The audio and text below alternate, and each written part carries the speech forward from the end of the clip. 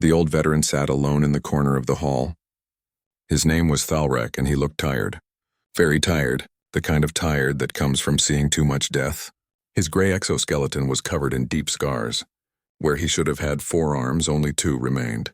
The others had been torn away in a war that ended 30 years ago. Around him, young Vraxian cadets laughed and drank. They wore fresh uniforms with no marks of battle. Their shells gleamed under the dim lights. They were celebrating their graduation from basic training. Soon they would join the military fleet, eager to prove themselves as warriors. One young cadet named Norval noticed the old veteran sitting alone. He had heard stories about Thalrek. Everyone had. The veteran never spoke about the war. He just sat in the hall every evening, drinking alone, staring at nothing. They say he fought the humans, Norval told his friends.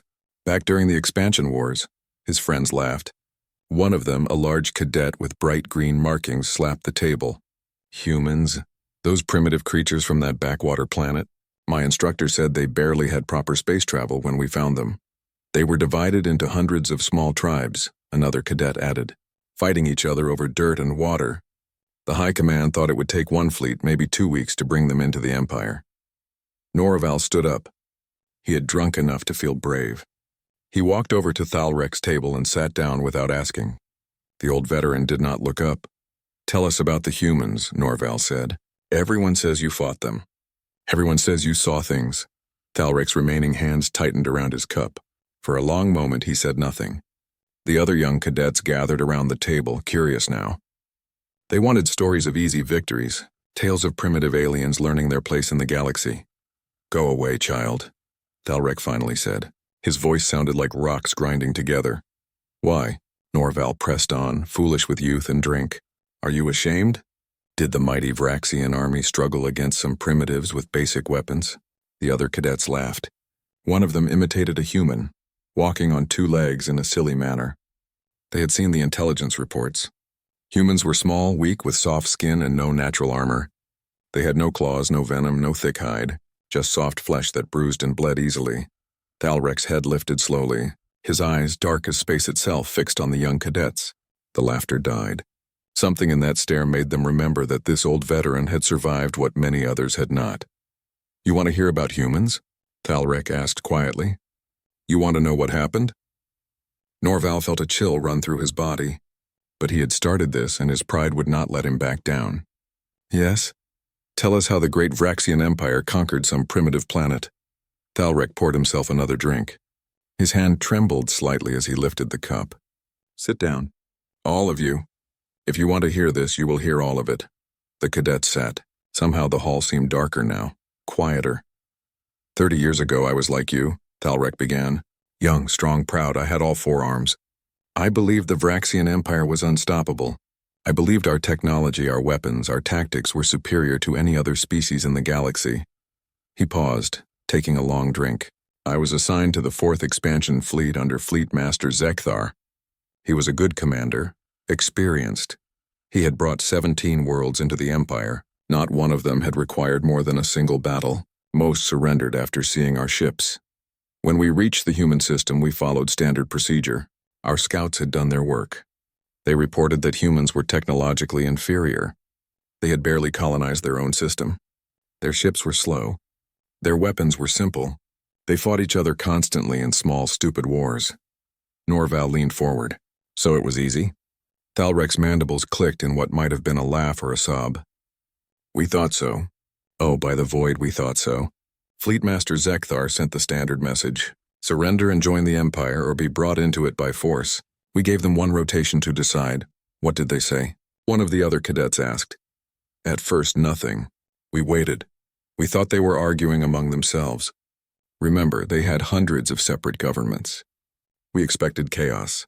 Maybe some of them would surrender while others fought. Maybe they would fight each other to decide what to do." Thalrek's eyes became distant, seeing something from long ago. Then the message came. It was short. Just 1 sentence from a human called Commander Hyojin. She was in charge of their mining colony on Titan, one of their moons. "What did she say?" Norval asked, quieter now. "You have made a terrible mistake." Thalrek repeated the words slowly. That was all. 6 words. We laughed at it. "Fleet Master Zekthar ordered the assault on the colony. It was small, maybe 3,000 humans.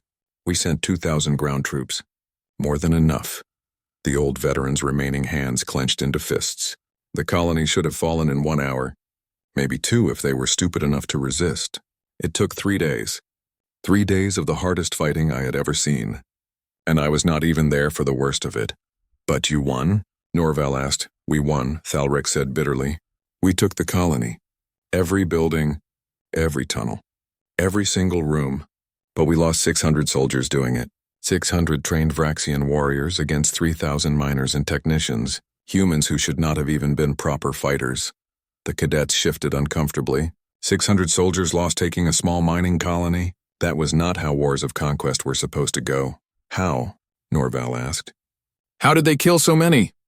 They turned everything into weapons, Thalrek said. Mining lasers became cannons. Excavation explosives became bombs. Their construction vehicles became mobile fortresses. They fought from every shadow. They set traps everywhere. They poisoned the air in some tunnels. They collapsed others on our troops. He took another drink, emptying his cup. But the worst part? They did not run. They did not surrender, even when we surrounded them, even when they had no chance. They kept fighting until we killed them, every single one of them. 3,000 humans. We had to kill them all because they would not stop. The hall was completely silent now. Even the music had stopped. Other veterans had gathered close, listening. Some of them nodded slowly. They remembered. There was one human, Thalrek continued, a private soldier named Dong Hyun, young, barely an adult. He was wounded. His weapon was empty, but he had collected explosives. Mining charges. He waited until our dropship came to land, then he ran at it. Just ran. We shot him. Many times. But he kept running. Kept going. He reached the ship. Detonated everything. Thalrek's voice dropped to almost a whisper. The ship had 40 soldiers on it. All dead, one human, already dying from his wounds. He killed 40 of us in his last seconds of life. Norval felt sick. He tried to imagine running towards certain death like that. He could not. That was the first day, Thalrek said. The first battle. The first time we learned what humans are, but we were still confident. We thought this was just one colony, one group of especially brave or crazy individuals. We told ourselves it would be easier on their homeworld, that once they saw our true strength they would surrender. The old veteran looked at each of the young cadets in turn. His eyes held something terrible. Not anger, not even sadness. Something worse. Something like pity. We were wrong. We were so very wrong. The colony was not unusual. That was just how humans fight. All of them. And we were about to learn what humans do when you threaten their home. He stood up slowly, his movements stiff with old injuries. That is enough for tonight. Come back tomorrow if you want to hear more. If you still want to know what happened. What we faced. What we lost. Thalrek walked toward the door, leaving the silent cadets behind. At the threshold he stopped and spoke without turning around. We thought we were bringing order to primitives. We thought we were civilizing another backward species. We did not realize we were waking something that should have been left sleeping. Something that should never have been disturbed. Then he was gone, disappearing into the night. Behind him, the young cadets sat in silence, their celebration forgotten. And for the first time, they wondered if perhaps their instructors had not told them everything about humanity. Outside, Thalrek looked up at the stars. Somewhere out there was Earth, the blue planet where his army had learned what it meant to fight a species that refused to lose, where he had lost his arms, his friends, and his innocence. He hoped these young cadets would never have to learn the same lessons. But he knew they needed to hear the truth. Before they made the same mistakes their predecessors had made, before they learned, as he had learned, that humans were the most dangerous species in the galaxy. Not because they were strong, but because they simply would not stop. The next evening, Norval returned to the Veterans Hall early. He had not slept well. His dreams had been filled with images of a young human running toward death with explosives strapped to his body. Other cadets arrived too, quieter than the night before. They found Thalrek already sitting in his corner. Without being asked, the old veteran began to speak. After the Titan colony fell, Fleet Master Zekthar called a council. We had won, but the cost troubled him. Our medical ships were full. We had lost equipment, ammunition, time. The High Command expected quick victories. This had not been quick. Thalrek stared into his cup. But we had reports from across the human system. Their military was mobilizing, yes, but they were disorganized. Their governments were still arguing. Some wanted to negotiate. Others wanted to fight. We thought their division would work in our favor. We were fools. The fleet moved toward Earth itself. We sent scouts ahead. They reported something strange. The humans had stopped fighting each other. Completely. In one rotation, hundreds of their small wars simply ended. All their separate governments were suddenly working together. One of the cadets spoke up. That is impossible. Species do not unite that quickly. There are always holdouts, always some group that wants power for themselves. Yes, Thalrek agreed. That is how it should work. That is how it works for every other species we had encountered. But humans are not like other species. We would learn this again and again.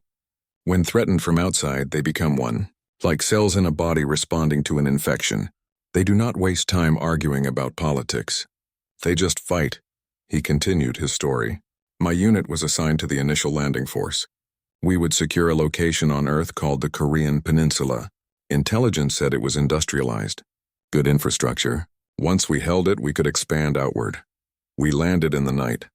10,000 troops. Armor support. Air superiority. The local human military tried to stop us. They fought hard, but they could not match our technology. By morning, we controlled a major city called Seoul. Norval waited for the terrible part.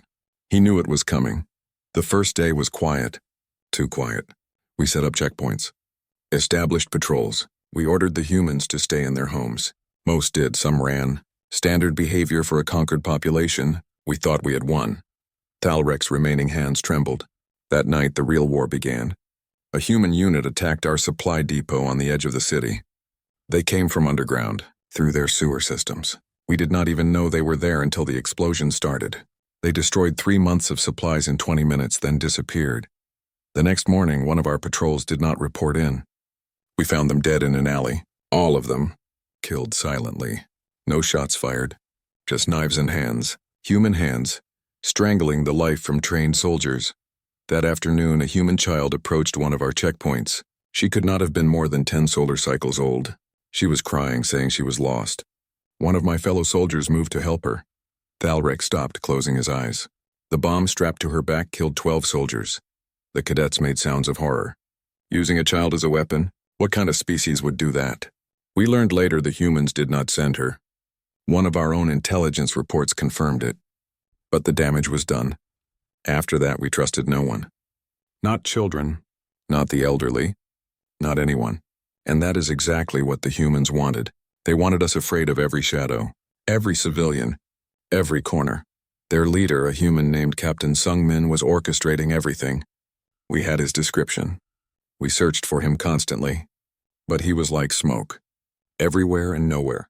His soldiers struck at night, during shift changes, when we were tired, when we thought we were safe. Thalrek poured another drink with shaking hands. They used the city against us. Buildings became sniper positions. Streets became kill zones.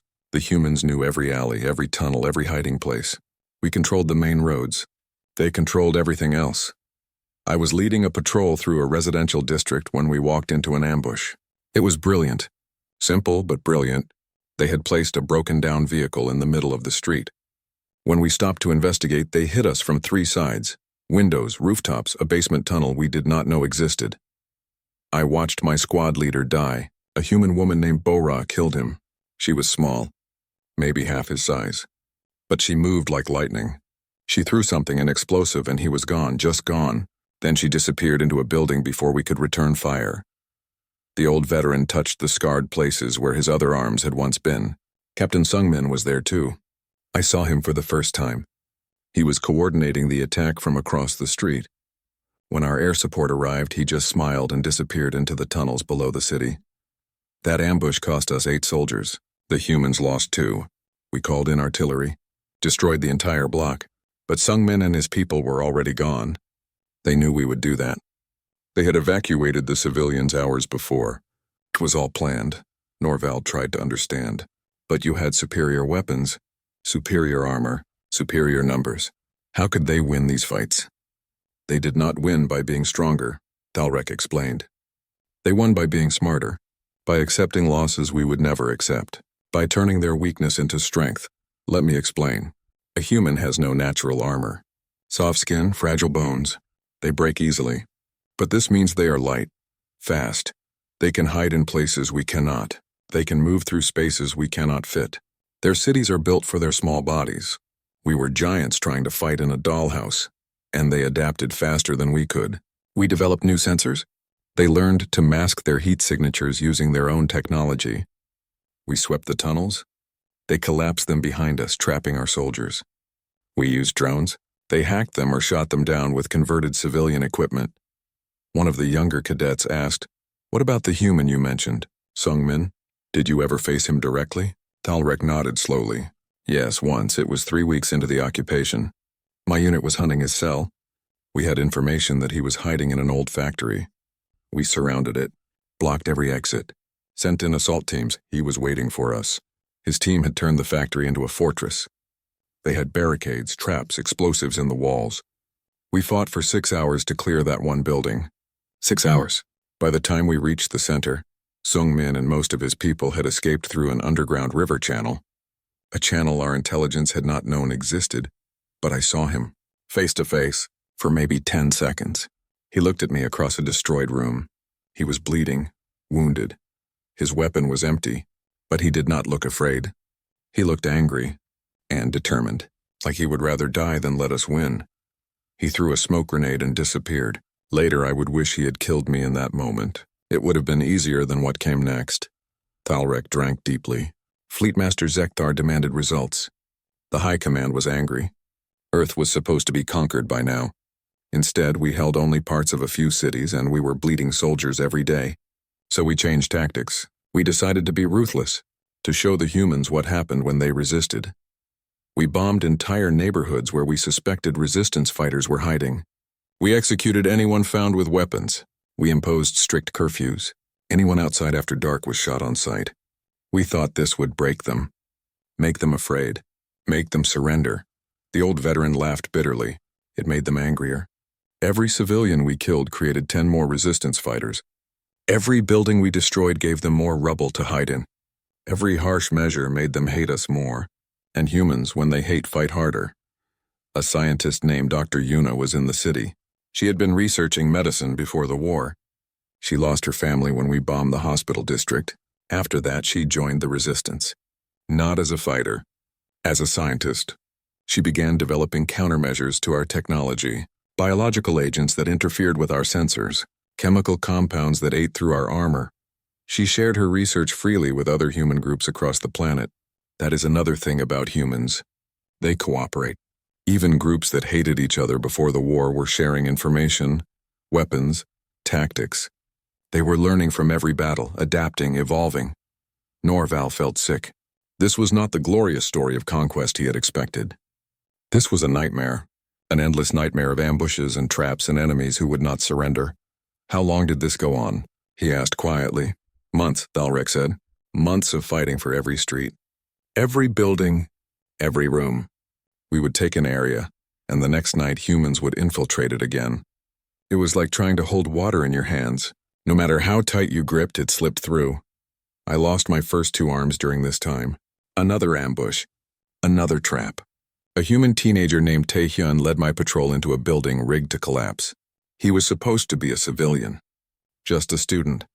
But he was working for Sung-min. He sacrificed himself to trap us. The building came down. 15 soldiers died. I survived, but my arms were crushed. The cadets were silent. The hall around them seemed colder now. That was just the beginning, Thalrek said softly. Just the occupation phase. We thought we had seen the worst of human warfare. We thought we understood what we were fighting, but we understood nothing. On the 3rd night, more cadets came to hear Thalrek's story. Word had spread through the military academy. Some came because they were curious. Others came because their instructors had ordered them to listen. All of them came because they needed to know the truth about humanity. Thalrek sat in his usual corner. He looked even more tired than before. Remembering these things cost him something. But he continued anyway. The young needed to know. The war changed after 6 months. He began without greeting. The High Command sent more troops, more ships, more weapons. They thought overwhelming force would solve the problem. They were wrong. Every soldier we sent to Earth became another target. Every ship became something for humans to shoot at. Every weapon we brought, they learned to steal or copy. By then, humanity had fully mobilized. Their entire species was at war. Every factory made weapons. Every scientist worked on military projects. Every citizen contributed somehow. Even their children were helping, running messages or working in factories. They had become a war machine. Norval asked, "But surely with enough force you could have won. Just destroyed them completely." Thalrek's laugh was harsh. The High Command suggested that. Orbital bombardment. Destroy their major cities, kill millions. But Fleet Master Zekthar refused. He said we were conquerors, not exterminators. We wanted Earth's resources. Its population, its strategic location. What use is a dead planet? So we had to fight them on the ground, in their cities, on their terms. And that is where humans excel. They are ambush predators. They evolved hunting things stronger than themselves. They use tools, cooperation, intelligence. Every advantage except raw strength. The old veteran continued. I was transferred to a new unit after my injuries healed. I could still fight with 2 arms. They gave me lighter weapons, assigned me to security details. I thought I would be safer away from the front lines. I was wrong. Nowhere was safe on Earth. The humans hit supply depots, command posts, medical facilities, communication towers. Nothing was off limits to them. They followed no rules of war we recognized. To them, if it helped their enemy, it was a target. I was guarding a supply warehouse when a human woman approached. She was old, maybe 70 solar cycles. She carried a basket of food, said she wanted to sell to us, earn some money. The checkpoint scanner showed no weapons, no explosives. So they let her through. Thalrek's voice grew quiet. The food itself was the weapon, poisoned not to kill. Humans are smarter than that.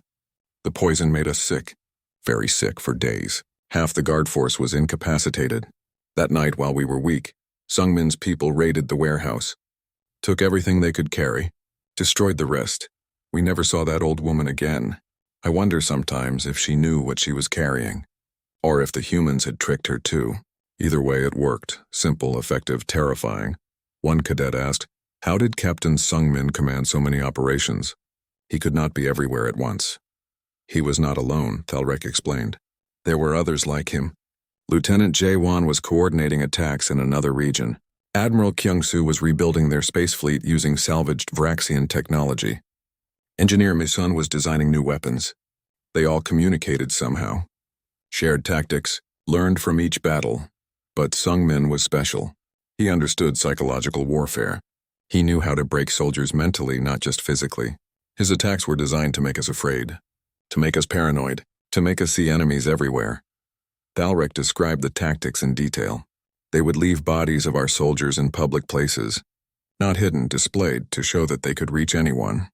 They would play sounds at night, recordings of Vraxian death screams mixed with human laughter. They would hack our communication systems and broadcast false orders, or sometimes true orders, just to let us know they were listening. Once they infiltrated our command center. We never learned how. But one morning we found a message written on the wall in our own language. It said, "We know where you sleep." That was all. Just those 5 words. But it worked. Our commander requested a transfer the next day. The cadets shifted uncomfortably. They were beginning to understand. Humans were not winning through superior technology or strength. They were winning through fear. Through making the Vraxian army afraid to sleep, afraid to eat, afraid to trust anything. The Battle of Seoul came 9 months after the invasion. Thalrek continued. Humans decided to retake their city. Not through guerrilla attacks, through direct assault. We thought they were mad. We had fortified positions, artillery, air support. They would be slaughtered. The attack began at dawn, but not where we expected. Sungmin had studied our defenses for months. He knew where we were strong, where we were weak. He did not attack our strengths. He found a gap in our sensor coverage. A single block we had thought unimportant. That is where thousands of humans poured through. They had been hiding in the tunnels below the city, living there for weeks, preparing. When they emerged, they were already behind our main defensive line. They cut off our retreat, surrounded our strongest positions. Then they attacked from inside and outside simultaneously. Thalrek's remaining hands clenched. I was in the central command building when it happened. We suddenly had enemies in front and behind. Our artillery could not fire without hitting our own troops. Our air support was useless in the urban combat. We were trapped. The fighting lasted 3 days. 3 days of constant battle, humans coming in waves. We would kill dozens, hundreds, but more kept coming. They climbed over the bodies of their dead to reach us. They used our own weapons when theirs ran out. They fought with knives, with tools, with their bare hands when they had nothing else. I saw Sungmin again during that battle. He was leading an assault on our position. His arm was broken. He had blood running down his face, but he kept fighting, kept ordering his troops, kept pushing forward. When his weapon jammed, he picked up a piece of metal pipe and used that. We fought hand to hand, me and him, a Vraxian warrior against a human captain. I was bigger, stronger, better armored, but he was faster, smarter. He knew exactly where to hit to cause maximum pain. He knew how to use my size against me. When I grabbed him, he used my own momentum to throw me against a wall. His soldiers pulled him away before he could finish me. They were retreating. We had reinforcements coming. The battle was turning against them. But even in retreat, Sungmin was dangerous. His people had rigged the entire building with explosives. As they fell back, they detonated them. The building collapsed. Hundreds of Vraxian soldiers died in the rubble. I survived only because I was near a doorway when it came down.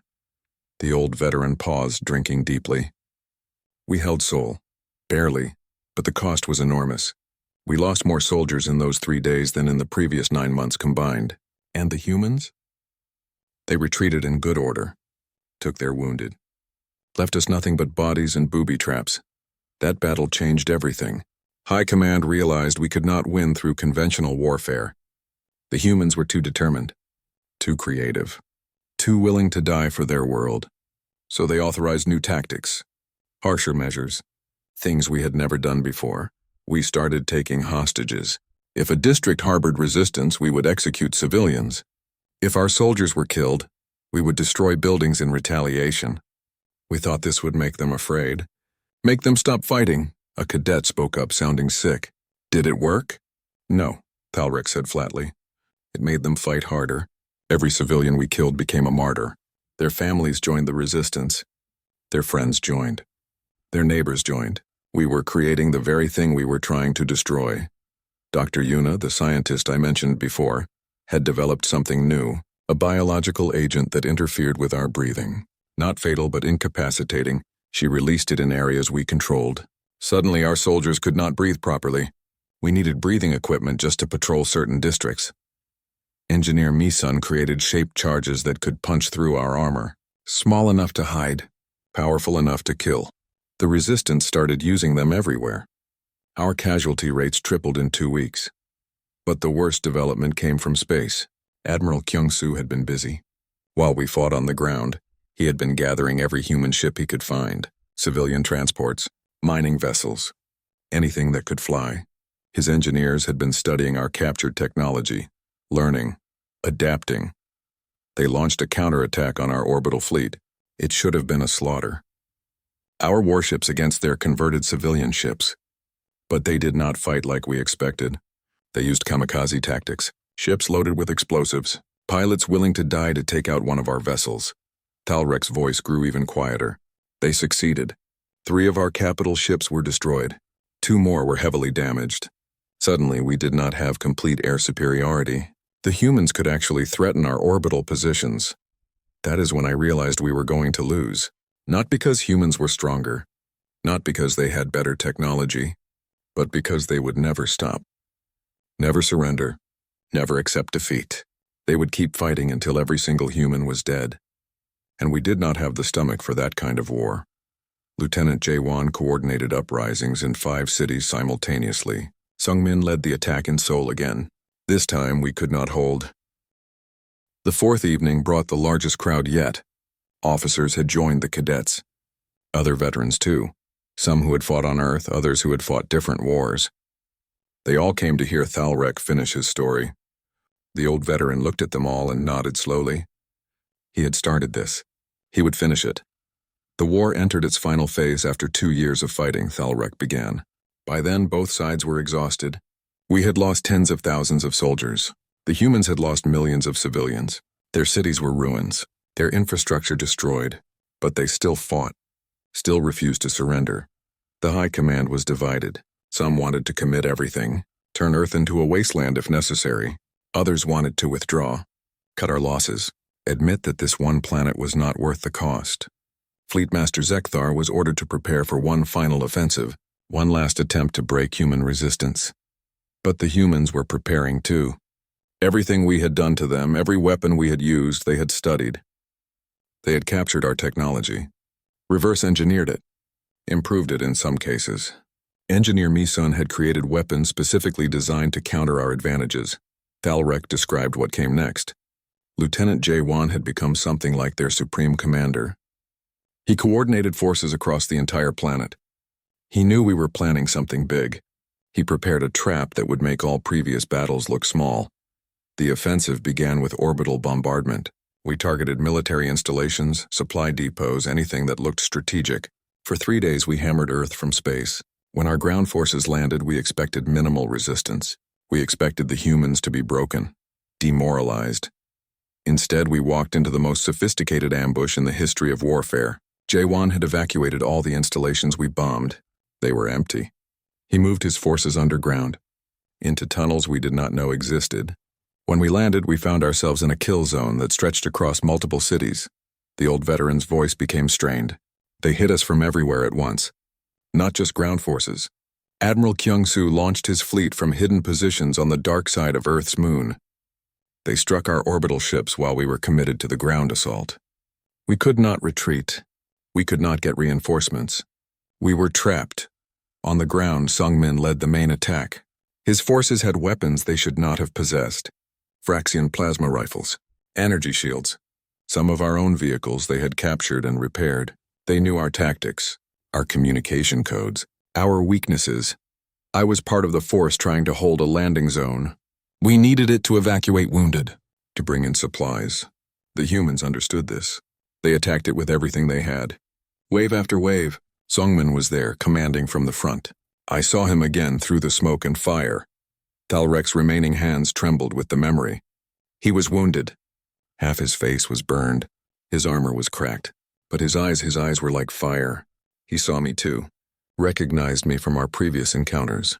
For a moment we just looked at each other across the battlefield. Then his soldiers opened fire. Not at me specifically. At everyone. They had set up crossfire positions that we had walked right into. My unit was cut down in seconds. I tried to fight back. Tried to lead a counterattack.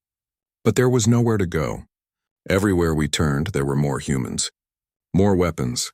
More death. I was hit multiple times. My armor held but barely. Then a plasma grenade landed near me. Human-made, using our own technology. The explosion threw me against a wall. When I woke up, the battle was over. The humans had won. They held the landing zone. They held everything.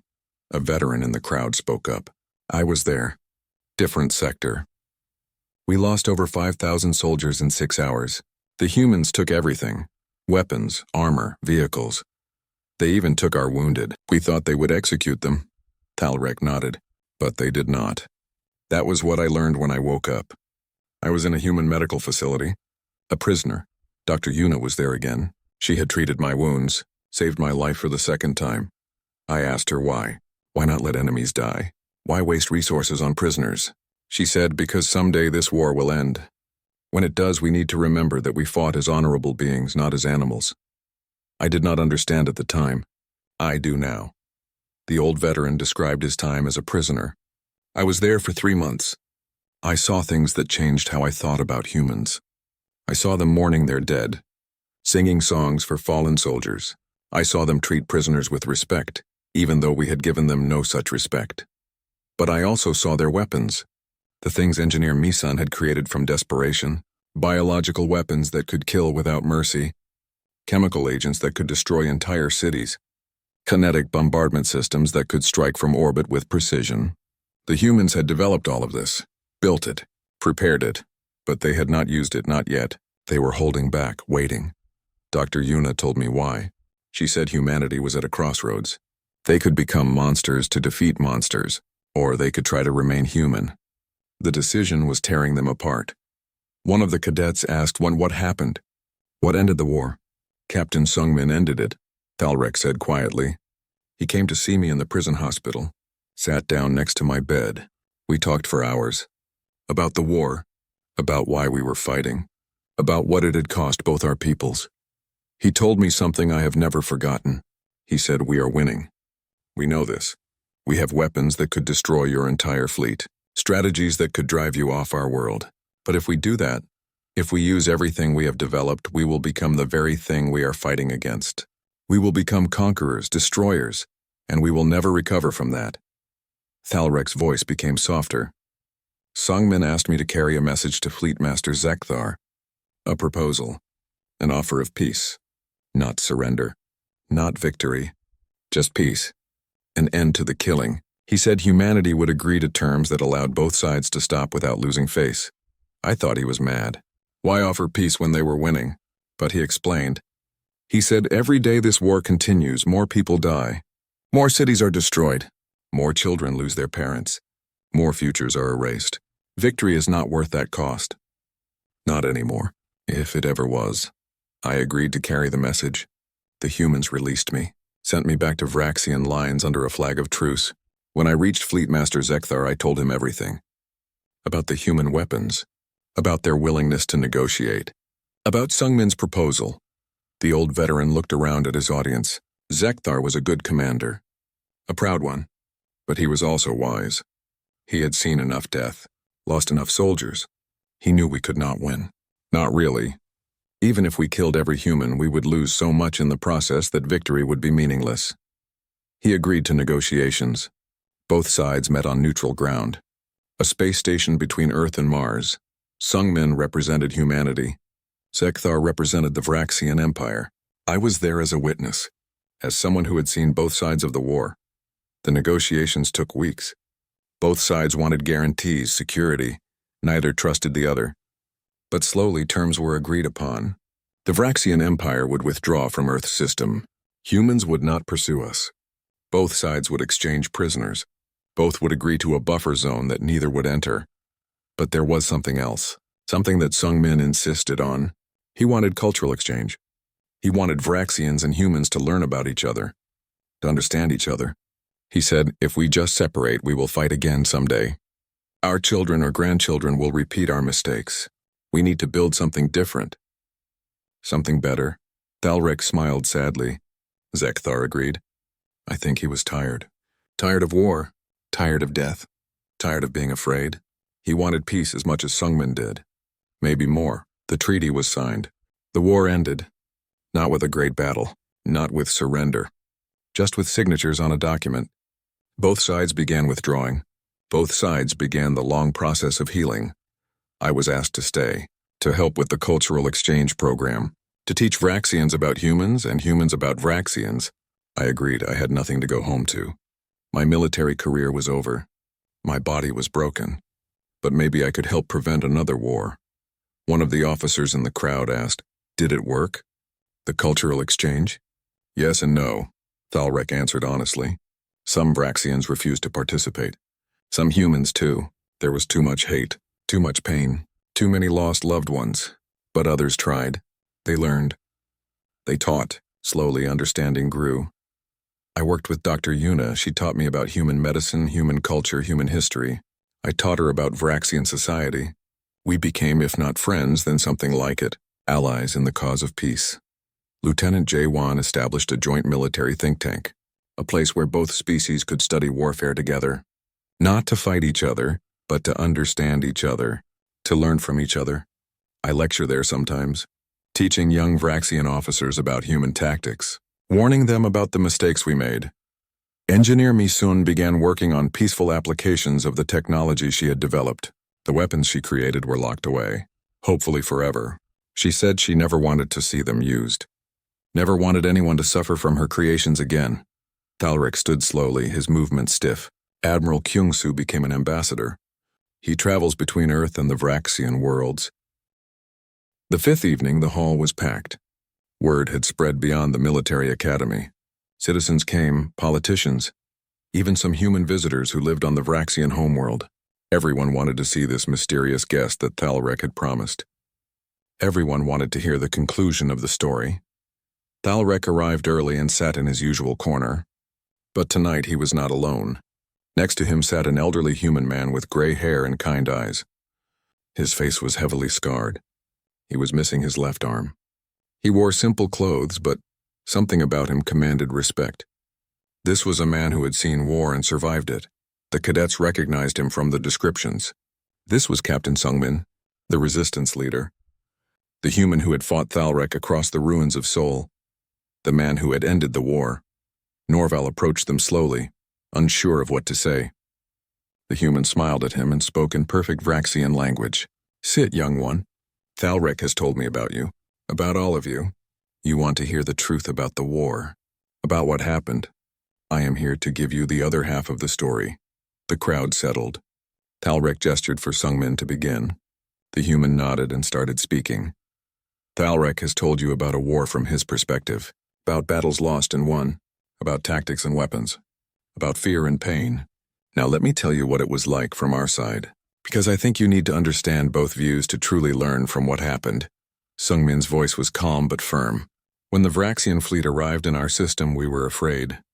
Terribly afraid. We knew we were outmatched. Your technology was centuries ahead of ours. Your military was experienced, professional.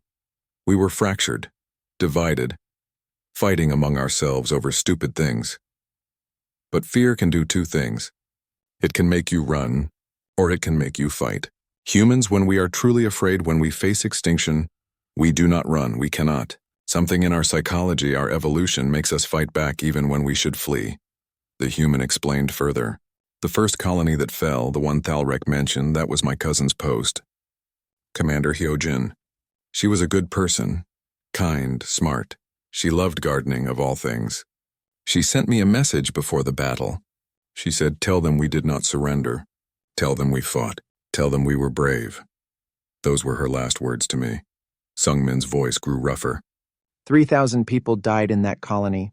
"I knew many of them. Friends, family, people I had served with. When I heard they had fought to the last person, I was not surprised. That is what humans do. We fight for each other, for our homes, for the future we want our children to have. I was a captain in the defense forces, not high-ranking, not special. Just one of thousands of officers trying to organize resistance.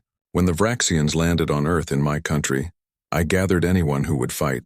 Soldiers, yes, but also civilians, teachers, engineers, students, anyone who was willing." The human looked at Thalrek. "You called us guerrillas, terrorists, honorless fighters who ignored the rules of war. Perhaps you were right. We did not fight like you expected. We could not. If we met you in open battle, we lost, every time. So we adapted. We used the terrain, the cities, the tunnels. We turned our home into a weapon against you. Private Dong Hyun, who Thalrek mentioned, he was only 19 years old, a student before the war. He volunteered because his entire family had died in the bombardment of Titan.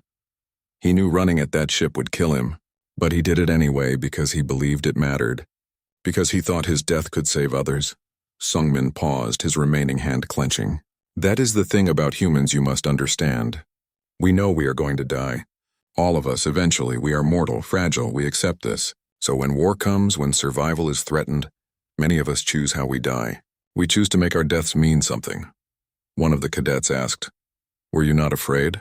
Fighting an enemy so much stronger?" "I was terrified," Sungmin answered honestly. "Every single day, every battle, every time I led soldiers into combat, knowing many would not return. I was afraid of dying, afraid of losing, afraid of what would happen to my family if we failed. Fear never left me. But I fought anyway. We all did.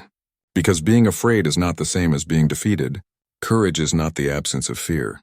It is acting despite fear, and humans, for all our flaws, can be very courageous." The human described battles from his perspective. The ambushes, the traps, the desperate fights in ruined buildings. "I saw Thalrek several times during the war. I recognized him. He was a good soldier, brave, strong. He followed orders even when they made no sense. He tried to be honorable in a war that had no honor. When we fought hand to hand, when I looked into his eyes, I did not see a monster. I saw a person, a soldier doing his duty, someone who probably did not want to be there any more than I did. That made it harder in some ways. Easier to fight monsters than to fight people."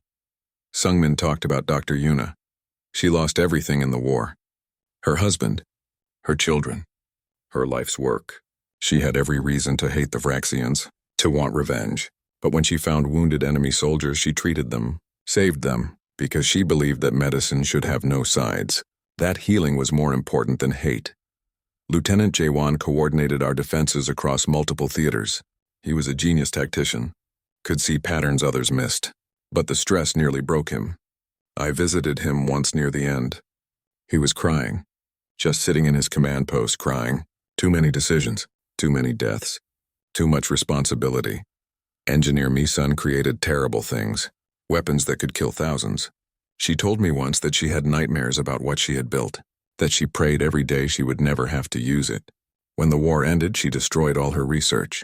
Said the galaxy did not need those weapons, did not need that level of destruction. The human looked around at the assembled crowd. Admiral Kyung-soo led the space assault that turned the tide. But his ships were crewed by civilians, volunteers, people who had never fired a weapon in anger before. They flew into battle knowing they would probably die. Many did. But they did it anyway because someone had to. Sungmin's voice grew softer. When I proposed peace, many humans were angry. They wanted revenge. Wanted to push the Vraxians out of our system completely. Wanted to make you pay for every death, every destroyed city, every stolen future. They called me a traitor, a coward. Said I was betraying everyone who had died. But I had seen enough death. Caused enough of it. I knew we could win. Knew we could drive the Vraxians away. But I also knew the cost. More cities destroyed. More lives lost. More children growing up without parents. More parents burying children. I decided that peace, even imperfect peace, was better than perfect victory. The human looked directly at Thalrek. When this old veteran came to our lines with a message, I almost did not believe it. I thought it was a trick. But I met with him anyway. We talked, really talked, not as enemies but as two people tired of war. And I realized he wanted peace as much as I did, maybe more. The negotiations were difficult. Neither side trusted the other. Both wanted guarantees that could not be given. But we worked at it, day after day, week after week, because the alternative was unacceptable. Sungmin addressed the cadets directly. Thalrek has told you that humans are dangerous. He is right, we are. But not for the reasons you might think. We are dangerous because we adapt, because we learn, because we refuse to give up. But we are also dangerous because we can forgive, because we can build, because we can choose peace over vengeance. After the war, I could have spent my life hating the Vraxians. Many humans did. Many still do. But what would that accomplish? More hate, more anger, more potential for future conflict. So I chose differently. I chose to understand, to teach, to build bridges instead of walls. The old human smiled at Thalrek. This veteran became my friend. Not immediately, not easily, but over years of working together, talking together, trying to make sense of what we had been through. We found common ground, respect, understanding. He visits my home once a year, meets my grandchildren. They call him Uncle Thal. They do not see an alien veteran. They see a family friend who tells interesting stories and brings strange gifts. That is the future we built. That is what came from all that pain. Norval raised his hand hesitantly. Do you still have nightmares? About the war? Both veterans answered at the same time. Yes, Sungmin continued. I do not think the nightmares ever stop. I still see the faces of soldiers who died under my command. Still hear the sounds of battle. Still wake up afraid sometimes. War marks you. Changes you. You do not recover from it.